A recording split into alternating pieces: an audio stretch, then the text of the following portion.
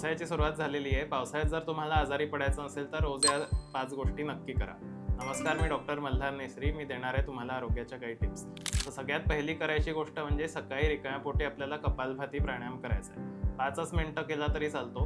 त्याने पचनशक्ती उत्तम राहून पावसाळ्यात होणारे आजार टळतात.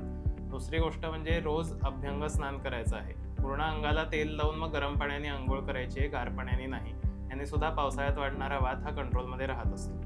तिसरी गोष्ट, काहीही खायच्या आधी म्हणजेच प्रत्येक जेवणाच्या अगोदर आलं आणि सेंधव मीठ असं कॉम्बिनेशन आपल्याला चमचाभर खायचं आहे. याने पचनशक्ती व्यवस्थित राहते आणि पावसाळ्यातले आजार टळतात. चौथी गोष्ट, दुपारी पावसाळ्यात अजिबात झोपायचं नसतं. याने आम वाढून विविध आजार आमवातासारखे होण्याची प्रक्रिया सुरू होते.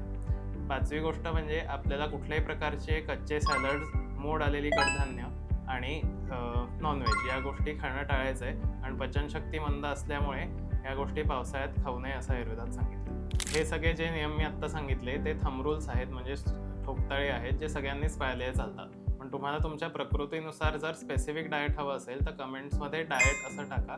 तुम्हाला DM मध्ये PDF पाठवली. अशाच आरोग्याच्या टिप्ससाठी फॉलो करा मेधामृत आयुर्वेद.